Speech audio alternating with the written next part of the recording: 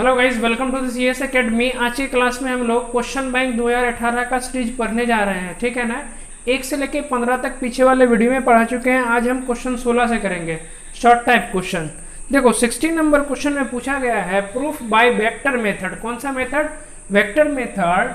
The angle inscribed in a semi circle is right angle. मतलब क्या है, इसको देखो फिगर के थ्रू समझाते हैं। सेमी सर्कल मतलब कौन सा? कोई आधा सर्कल होगा। तो मान लीजिए ये वाला जो सर्कल है ये आधा सर्कल है, ठीक है ना। तो यहाँ पर से है ये, इसको हमने माना यहाँ पर ये है ओरिजिन। ये क्या है? ओरिजिन। यहाँ से ये वाला ये है ए और ये क्या है? बी, और यहाँ पर कोई पॉइंट पी है, ठीक है ना।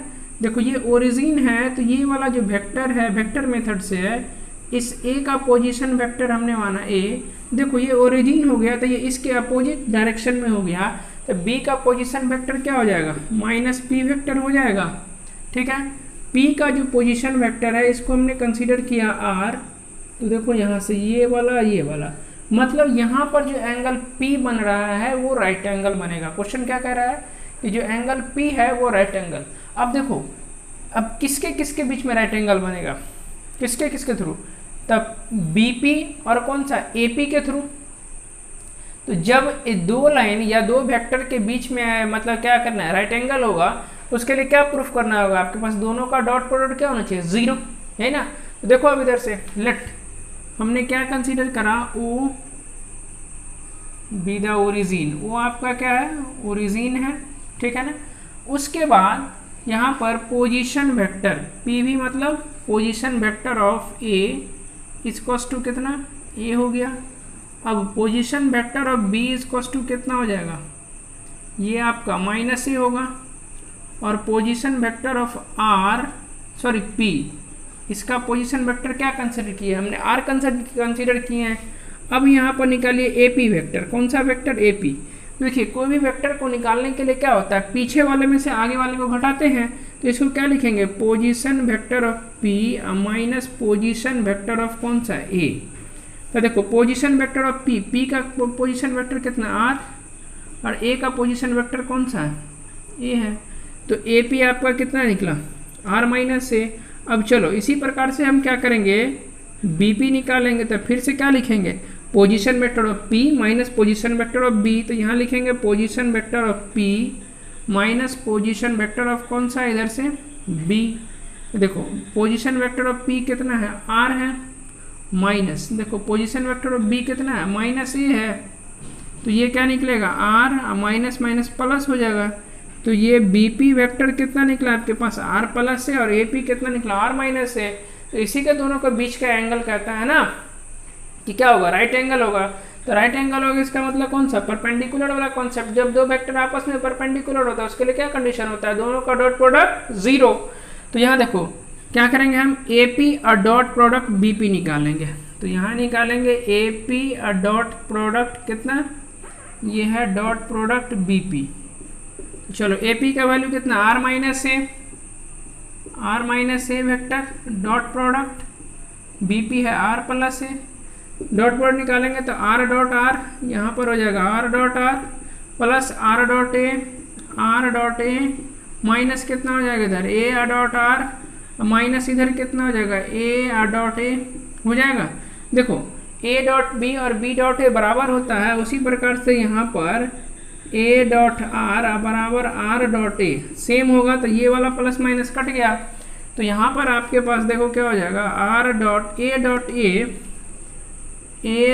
ए मतलब क्या होता है? मॉड ए का स्क्वायर। तो हम इसको मॉड आर का स्क्वायर, यहाँ पर कौन सा? मॉड ए का स्क्वायर। अब ध्यान से देखो ये जो ए और आर है क्या? ये पोजीशन वेक्टर ऑफ ए है ना। तो आर पोजीशन वेक्टर ऑफ कौन सा? ये आर कितना? पी का पोजीशन वेक्टर है। अगर एक चीज़ ध्यान से देखो, ये वाला जो डिस्टेंस जितना होगा वही डिस्टेंस तो ये भी होगा। इसका मतलब कौन सा? इसका पोजीशन वेक्टर पी का और पोजीशन वेक्टर ए का वैल्यू क्या हो जाएगा? बराबर हो जाएगा। तो हम यहाँ पर से लिखेंगे पोजीशन वेक्टर ऑफ कौन सा बराबर? आर बराबर कौन सा? यहाँ से ए हो सकता है। तो ये वैल्यू पूरा कितना हो जाएगा? 0। तो ए पी और डॉट प्रोडक्ट कौन सा? B P. इसका मतलब ये क्या हो गया कि ए पी परपेंडिकुलर हो जाएगा कितना? बी पी पे। इसका मतलब क्या कॉन्सेप्ट निकला है यार, यहाँ से निकला कि B P A angle B P A equals to कितना बनाएगा, 90 डिग्री बनाएगा। यही राइट एंगल प्रूव करना था, हो गया प्रूव। किसी को दिक्कत है इसमें? चलो बच्चों 17 नंबर क्वेश्चन है, if A B C are कोई भी वेक्टर है, 3 वेक्टर है और कंडीशन है A plus B plus C equals to 0, तो कहता है proof that A cross B equals to B cross C equals to C cross C. तो ध्यान से देखो यहाँ पर सॉल्यूशन आपके पास गिवन दैट क्या है, एग्जाम में एकदम प्रेजेंटेशन जितना अच्छा होगा उतना बढ़िया नंबर आएगा। आपके पास है A plus B plus C equals to कितना है, 0। अब यहाँ ध्यान से देखो, पहले ए पर ए क्रॉस बी है तो आपको यहाँ पर ए तो अपनी जगह सही है, बी का वैल्यू निकालेंगे तो बी का वैल्यू यहाँ से निकालोगे तो क्या हो जाएगा, माइनस ए और माइनस सी हो जाएगा। अब देखो यहाँ पर से ए क्रॉस बी लो तो ए अपनी जगह सही है, बी की जगह पर इसको रख सकते हैं माइनस ए और माइनस सी। इसका क्रॉस प्रोडक्ट निकालोगे तो ए क्रॉस कितना, माइनस ए, उसके बाद यहाँ पर कितना हो जाएगा, माइनस ए क्रॉस कितना, सी। ठीक है ना, यहाँ पर देखो ये वाला माइनस बाहर हो जाएगा तो ए क्रॉस ए हो जाएगा और यहाँ पर कितना हो जाएगा, देखो ये वाला माइनस है तो देखो सी क्रॉस ए, ये प्लस हो जाएगा सी क्रॉस ए। एक फॉर्मूला होता है आपके पास ए क्रॉस बी, तो अगर देखो बी को पहले लिखेंगे और ए को बाद में, यहाँ माइनस हो जाएगा। क्या सीखे यहाँ पर, फॉर्मूला क्या होता है कि अगर इस दोनों को हम क्या कर देंगे, पहले और बाद में कर देंगे, दोनों का प्लेस चेंज कर देंगे तो यहाँ पर क्या हो जाएगा, माइनस हो जाएगा। तो यहाँ पर इस सी क्रॉस से क्या हो जाएगा, माइनस ए क्रॉस ए क्या होता है, 0। क्रॉस प्रोडक्ट में सेम वेक्टर के बीच में क्या होता है, 0 होता है। तो ए क्रॉस बी इक्वल्स टू क्या निकला आपके पास, सी क्रॉस है, तो सी क्रॉस तो ए तो आ गया, इसको आप कंसीडर कीजिए इक्वेशन फर्स्ट। क्या कंसीडर करना है इसको, इक्वेशन फर्स्ट। अब चलो बी क्रॉस सी है तो आप क्या करो, बी रहने दो, सी का वैल्यू निकालो। अब यहाँ पर से again A plus B plus C equals to कितना है, 0। यहाँ कितना सी है ना, सी का वैल्यू निकाल लो तो सी इक्वल्स टू माइनस ए और माइनस बी हो जाएगा, सब उसट जाएगा। तो अब देखो, अब यहाँ लिखो बी क्रॉस सी लिखो, यहाँ पर सी है तो बी अपने जगह सही है, क्रॉस सी की जगह माइनस ए और माइनस कितना इधर से बी, यहाँ पर हो जाएगा कितना, बी क्रॉस माइनस ए और माइनस इधर कितना, बी क्रॉस बी। अब यहाँ देखो ये माइनस को हम यहाँ पहले लिख सकते हैं बी क्रॉस ए और माइनस बी क्रॉस बी। देखो फिर से इस दोनों को हम क्या करेंगे, एक ए को पहले बी को बाद में, तो ये वाला क्या हो जाएगा, प्लस हो जाएगा, तो ए क्रॉस बी और बी क्रॉस बी क्या हो जाएगा, 0। तो आपके पास ए क्रॉस बी निकला यहाँ किसका वैल्यू, बी क्रॉस सी का। तब इसको मानिए इक्वेशन सेकेंड, इसको क्या कंसीडर करेंगे, इक्वेशन सेकेंड। देखो ए क्रॉस बी बराबर किसके, सी क्रॉस ई के, और बी क्रॉस सी किसके बराबर है, ए क्रॉस बी के। तो यहाँ से हम बोल सकते हैं ये इसके बराबर है और ये इसके बराबर है। तो हम यहाँ पर क्या लिखेंगे, from equation first and second, यहाँ लिख सकते हैं ना कि ए क्रॉस बी किसके बराबर है, बी क्रॉस सी के। देखो ना यहाँ पर हम लिख सकते हैं ए क्रॉस बी बराबर कितना है, इधर से बी क्रॉस सी, और ये बी क्रॉस सी का वैल्यू कितना निकला है आपके पास, ए क्रॉस बी, बी क्रॉस सी दोनों बराबर है तो ए क्रॉस बी, ये इसके इक्वल की जगह पर हम कौन सा, सी क्रॉस ए लिख सकते हैं। यही आपके पास प्रूव करना था कि ए क्रॉस बी बराबर बी क्रॉस सी बराबर कौन सा, सी क्रॉस ए होता है। समझ में आ गया। इस वाले कॉन्सेप्ट को यूज़ करते हुए हम दोनों मेथड को दोनों को सॉल्व कर लेंगे और इक्वेशन फर्स्ट और सेकंड से आपके पास प्रूव्ड हो जाएगा। बात समझ में आ गई, क्लियर। चलो बच्चों 18 नंबर है, find the value of P, this one cross product this one equals to 0। दो वेक्टर दिया हुआ है, दोनों का क्रॉस प्रोडक्ट 0 के इक्वल है, तो पी का वैल्यू निकालना है। देखो क्रॉस प्रोडक्ट कैसे निकालते हैं हम लोग, कौन सा मेथड, डिटरमिनेंट मेथड। क्या करते हैं यहाँ आई और यहाँ पर जे और यहाँ पर के। देखो आपके क्वेश्चन बैंक में क्या क्या यहाँ पर वेक्टर का साइन दिया हो, लेकिन जबकि आई जे की जब भी होगा कौन सा होगा, यूनिट वेक्टर होगा, ठीक है ना, ध्यान से रखना। तो ये क्या 2 6 2, तो यहाँ 2 यहाँ 6 और यहाँ 2, इसमें क्या हो आई का कोफिशिएंट 1 3 p, तो 1 3 p, इधर कितना 0। समझ में आ गया। अब चलो डिटर्मिनेंट को कैसे सॉल्व कर देते हैं, आई लेंगे तो आई के सामने वाली को छोड़ दो, सामने वाली ये है और इसके सामने ये है, छोड़ दो, इधर मल्टीप्लाई करोगे कितना हो जाएगा 6p, और यहाँ पर 1 मिनट ये 27 होगा, यहाँ 27k, तो यहाँ हो जाएगा 27, ठीक है ना। तो ये हो जाएगा 6p और माइनस कितना इधर 81, ठीक है ना। उसके बाद ये प्लस, तो ये वाला माइनस j लेंगे, तो सामने वाले को छोड़ो, ऐसे छोड़ दो, ऐसे छोड़ दो, कितना होगा 2 इंटू पी, तो 2p और माइनस इधर कितना हो जाएगा इधर 27, ठीक है ना। उसके बाद इधर कितना हो जाएगा प्लस k, तो k के सामने वाले कौन है, इसको छोड़ दो, इसको छोड़ दो, कितना हो जाएगा 6 और माइनस 6, तो 6 माइनस 6 इक्वल्स टू 0।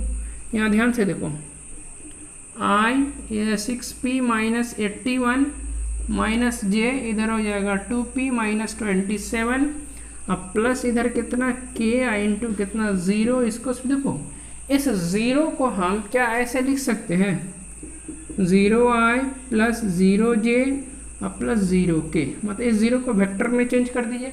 अब देखो यहाँ पर क्या करो, p का वैल्यू निकालना है तो इसको कंपेयर करो, यहाँ पर लिखेंगे कंपेयरिंग वी गेट, मतलब i वाले को i के इक्वल, j को j के इक्वल और k को k के इक्वल करेंगे, तो i वाला यहाँ और i वाला यहाँ, तो यहाँ पर क्या हो जाएगा देखो 6p माइनस 81 बराबर इधर कौन था 0, तो 6p इक्वल्स टू कितना 81, तो p इक्वल्स टू कितना 81 अपॉन कौन सा 6 हो जाएगा। अब यहाँ से वो देखो कितना बार में कटेगा 3 दूना 6 और यहाँ कौन सा 27 हो जाएगा ना। तो यहाँ पर फाइनली जो है p का वैल्यू क्या निकला 27 और अपॉन 2, बस यही आंसर हो जाएगा। अगर j को कोफिशिएंट को इक्वल करोगे तो इतना भी वही होगा 27 अपॉन 2, ठीक है ना। बात समझ में आ गई कैसे निकालेंगे हम लोग। चलो बच्चों 19 नंबर है, proof by the direction ratio, मतलब डायरेक्शन नंबर या direction ratio that the point this one are किस पे एक स्ट्रेट लाइन पर है। तो तीनों पॉइंट एक स्ट्रेट लाइन पर है, ये दिखाना है आपको। मान लीजिए ये आपका हो गया A, ये हो गया पॉइंट B और यहाँ हो गया C।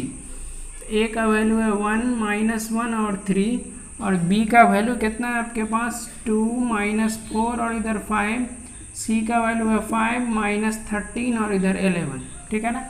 अब क्या करेंगे देखो, जब डायरेक्शन रेशियो सेम होगा, पैरेलल में और कोलिनियर में क्या कंडीशन होता है कि अगर दोनों पॉइंट्स का हम अलग अलग करके डायरेक्शन रेशियो निकालेंगे और दोनों का डायरेक्शन रेशियो क्या होना चाहिए सेम प्रोपोर्शनल होना चाहिए, तो उसका आपस में दोनों क्या हो जाए, आपस में तीनों लाइन क्या हो जाएगा एक लाइन पर हो जाएगा, या अगर 2 लाइन दिया रहेगा तो दोनों पैरेलल हो जाएगा, ठीक है। तो यहाँ पर तो कंडीशन है कौन सा कोलिनियर वाला। तो ध्यान से देखो यहाँ लिखेंगे direction ratio of A B. तो देखो 2 पॉइंट का डायरेक्शन रेशियो कैसे निकालते हैं, x2 माइनस x1, तो 2 और minus 1 comma x2 minus x1 y2 minus 1 तो माइनस 4 और माइनस 1 तो माइनस 4 माइनस माइनस तो प्लस 1, 5 माइनस 3 हो जाएगा यहाँ पर, तो ये कितना हो जाएगा 1 माइनस 3, इधर कितना हो जाएगा 2 हो गया।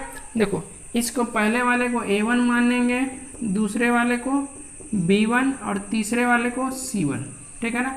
अब चलिए डायरेक्शन रेशियो ऑफ कौन सा BC निकालो, तो इसी प्रकार से निकलेगा कौन सा x2 माइनस x1, तो 5 माइनस 2 यहाँ पर हो जाएगा 5 माइनस 2, उसके बाद कितना होगा माइनस 13 प्लस 4 माइनस 13 प्लस 4, उसके बाद 11 माइनस 5 तो 11 और माइनस 5, यहाँ कितना हो जाएगा 3 हो जाएगा, यहाँ हो जाएगा माइनस 11 और यहाँ कितना हो जाएगा 6 हो जाएगा, ठीक है ना। यहाँ 11 होगा, सॉरी 11 नहीं होगा, यहाँ पर माइनस 9 होगा, ठीक है। अब इसका नाम दे दो A2, दूसरा वाला हो जाता है B2 और तीसरा वाला हो जाएगा C2।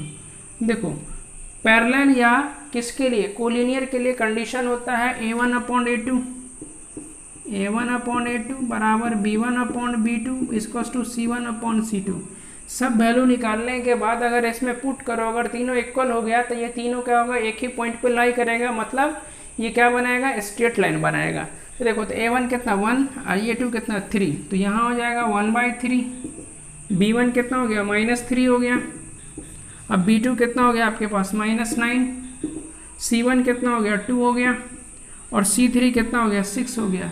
यहाँ 3 टाइम में माइनस माइनस कट गया, इधर से ये क्या बचा, इधर 1/3 यहाँ पर हो गया 1/3।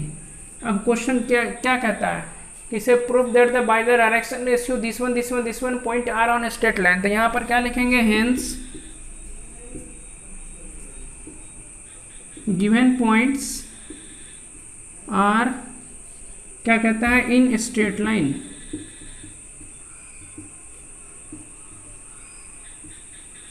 यही प्रूव्ड हो गया कि मतलब दिया हुआ तीनों पॉइंट कहाँ है, इसे 3D से उठाया गया है। 3D में कहता है, क्वेश्चन कहता है find the distance of a point from the this one plane, मतलब एक प्लेन का इस पॉइंट के बीच की डिस्टेंस निकालना है। तो देखो उसके लिए डिस्टेंस निकालने का फॉर्मूला क्या होता है आपके पास, इसको डायरेक्ट फार्मूला में पुट करेंगे निकल जाएगा। तो पहले यहाँ देखो दिया हुआ क्या क्या है, गिवन पॉइंट्स कितना दिया हुआ है 4, -5 और 6। देखो जो पॉइंट दिया हुआ है उसको x1 मान लो, दूसरे वाले को y1 मान लो और तीसरा वाला क्या होता है z1, ठीक है ना। अब आपके पास प्लेन कितना दिया हुआ है, प्लेन है r डॉट कितना 4i -4j अब +7k इक्वल्स टू -6। इसको हम लोग क्या करेंगे, कार्टेशियन में चेंज करेंगे। अभी ये वेक्टर फॉर्म में है, इसको हम लोग कार्टेशियन में चेंज करेंगे। तो देखो कार्टेशियन में चेंज करने के लिए क्या होता है, आई जे के, ये आर खत्म हो जाता है, आई जे के की जगह पर x y z। तो यहाँ 4x - 4y +7z, इसको इधर ले आओगे तो +6 = 0। देखो x का जो कोफिशिएंट होगा उसको a मानेंगे, y का जो कोफिशिएंट होता है वो b का वैल्यू होता है, जो z का कोफिशिएंट होता है वो c का वैल्यू होता है, और ये जो लास्ट में बिना x y z वाला जो होगा वो हमारा d का वैल्यू होता है। किसका वैल्यू होता है, d का वैल्यू। अब यहाँ पर डिस्टेंस फॉर्मूला लगाओ, यहाँ पर लिखेंगे we know that distance equals to ax1 + by1 + cz1 + d upon नीचे में होता है a² + b² + c²। देखो सबका वैल्यू पुट करो आंसर आ जाएगा। मॉड है यहाँ पर a के जगह पर 4 है, इंटू x1 कितना हो जाएगा, x1 हो गया 4, चलो प्लस b के जगह पर -4 है, और y1 कितना हो गया -5, प्लस c के जगह कितना है 7 है, और z1 के जगह पर कितना है 6 है, प्लस d के जगह पर आपके पास 6 है। नीचे में क्या हो जाएगा a², a मतलब किसका, इसका स्क्वायर, तो यहाँ पर 16, फिर इसका स्क्वायर ये क्या होगा 16, और प्लस इसका स्क्वायर कितना हो जाएगा 49। तो यहाँ फाइनली डिस्टेंस बराबर क्या निकला आपके पास, ऊपर में यहाँ देखो 16 और प्लस इधर कितना हो जाएगा 20, और प्लस इधर से कितना हो जाएगा 42, और प्लस इधर 6, और नीचे में देखो कितना हो जाएगा 16 32, और इधर कितना हो जाएगा 49। तो यहाँ देखो 32 + 49 इधर करोगे 9 2 11 4 3 7 1 8, तो कितना हो गया, यहाँ नीचे में 81 हो जाएगा, इधर कितना हो जाएगा, ऐड करो इसको, तो इसको ऐड करोगे तो यहाँ पर कितना हो जाएगा, देखो 6 2 8 और 8 6 14, तो 14 हो गया, इधर 1 तो 5 2 7 1 कितना हो गया 8 84, नीचे में 9, इतना यूनिट आंसर होगा। तो यही आपके पास डिस्टेंस निकल जाएगा। तो ये डिस्टेंस क्या हो गया, कहाँ से कहाँ तक का, इस प्लेन का, जो यहाँ पर प्लेन दिया हुआ इस प्लेन का इस पॉइंट के बीच का डिस्टेंस हो गया। बात समझ में आ गया कैसे। 21 नंबर क्वेश्चन है, if A and B are two independent events then proof that P A union B is equals to 1 - P A dash into P B dash. तो इंडिपेंडेंट इवेंट्स का मतलब क्या होता है, अगर कोई भी दो इंडिपेंडेंट इवेंट्स होगा उसका मतलब क्या होगा कि P A intersection B is equals to P A into कितना हो जाएगा यहाँ पर से पी बी। ये किसके लिए फॉर्मूला अप्लाई होता है, इंडिपेंडेंट इवेंट होगा तब। तो अब यहाँ लिखो, इसको प्रूफ करते हैं। देखो इधर यहाँ लिखो वी नो दैट जो बेसिक फॉर्मूला होता है पी ए यूनियन बी का क्या होता है, P A plus P B और माइनस कितना इधर से पी ए इंटरसेक्शन बी। देखो क्वेश्चन में कहता है ए और बी इंडिपेंडेंट इवेंट है, यहाँ पर देखो according to the question A and B are क्या है, इंडिपेंडेंट इवेंट्स। इसका मतलब क्या हो गया, अभी वहाँ बताए हैं कि P A intersection B is equals to P A I into कितना पी बी। तो यहाँ पर आपके पास देखो क्या हो जाएगा, P A union B equals to P A plus P B. इसकी जगह पर हम P A inter into P B लिख सकते हैं, लिख सकते हैं यस सर। तो देखो यहाँ पर पी ए अपनी जगह सही, यहाँ से हम पी बी कॉमन ले लेंगे तो यहाँ क्या बचेगा, 1 माइनस पी ए बचेगा, अरे बचेगा। अब चलो फॉर्मूला यहाँ ध्यान दो, P A plus P A dash, इसका क्या फॉर्मूला आता है 1, तो P A equals to 1 minus कौन सा पी ए डैश, या नहीं तो P A dash equals to 1 minus P A तो लिख सकते हैं ना। तो देखो तो 1 माइनस पी ए की जगह पर क्या लिखेंगे, यहाँ पर से आपके पास पी ए अपनी जगह सही है प्लस पी बी भी सही है, और यहाँ पर हम देखो इसकी जगह पर हम क्या लिखेंगे, पी ए डैश लिखेंगे, अरे लिखेंगे यस सर। देखो अब इस पी ए के जगह हम क्या लिखेंगे, देखो पी ए का value 1 minus P A dash लिख सकते हैं, तो यहाँ पर हम 1 minus P A dash plus यहाँ पी बी इंटू कितना पी ए डैश। देखो 1 माइनस पी ए डैश यहाँ भी, पी ए डैश यहाँ भी कॉमन ले लोगे तो कितना बचेगा, देखो कितना बचेगा, यहाँ बच जाएगा आपके पास 1 और यहाँ कितना बचेगा माइनस पी बी। तब देखो यहाँ हो गया आपके पास पी ए यूनियन बी, ये किसका वैल्यू निकल रहा है, पी ए यूनियन बी का वैल्यू निकल रहा है। यहाँ पर 1 तो सही है, माइनस पी ए डैश भी ठीक है, तो जो 1 माइनस पी बी, तो 1 माइनस पी ए को पी ए डैश लिखेंगे, तो 1 माइनस पी बी को क्या लिखेंगे, पी बी डैश लिख सकते हैं। तो यही तो प्रूफ करना था आपके पास, यही प्रूफ हो गया कि पी ए यूनियन बी बराबर 1 minus P A dash into कितना होता है पी बी डैश। लेकिन कब, जब ए और बी क्या होना चाहिए आपके पास, इंडिपेंडेंट इवेंट। 22 नंबर क्वेश्चन है, ऑड्स आर 8:5। ध्यान से देखो ये प्रोबेबिलिटी का क्वेश्चन है। प्रोबेबिलिटी क्वेश्चन इतना लंबा दे देता है ना कि बच्चा देखिए के डर जाता है, बड़ा सिंपल होता है। देखो और खाली ध्यान से बनाना है, कन्फ्यूजन होगा इसमें। तो ऑड्स आर 8:5 अगेंस्ट, किसमें है, अगेंस्ट में। याद करो ऑड्स अगेंस्ट में होता है और फेवर में होता है, ये कॉन्सेप्ट पढ़ाए हुए हैं। Who is 50 years old living till he is 75, मतलब और जो वाइफ है उसका जो मतलब रेशियो दिया हुआ है 4:3 अगेंस्ट किसके, his wife who is now 40, जो 48 ईयर्स का है और वो कितना दिन तक जीना चाहती है, 68 ईयर्स। तो कहता है find the probability that he the couple, मतलब वो दोनों दंपति जो है पति पत्नी है कि 20 साल क्या कहेगा वो जिंदा रहेगा, इसकी क्या प्रोबेबिलिटी है। तो ध्यान से देखो, पहले ऐसा कंडीशन नहीं ना है कि मतलब कि हस्बैंड जिंदा रहेगा तब ये वाइफ जिंदा रहेगा, या हस्बैंड मर जाएगा तो वाइफ जिंदा मतलब जिंदा नहीं रहेगी, ऐसा तो नहीं है। इसका मतलब ये हो गया कि दोनों इवेंट्स, हस्बैंड का जीने और मरना किस पे, वाइफ पे तो डिपेंड नहीं करता, ऐसा तो नहीं है यहाँ पर दिया हुआ है। तो इसका मतलब दोनों इवेंट आपस में क्या हो गया, इंडिपेंडेंट, क्या हो गया, इंडिपेंडेंट हो गया। तो अब जब इंडिपेंडेंट इवेंट हो गया तो इंडिपेंडेंट इवेंट्स को निकालने के लिए क्या फॉर्मूला होता है, पी ए इंटरसेक्शन बी बराबर कितना, पी ए आई इंटू कितना पी बी।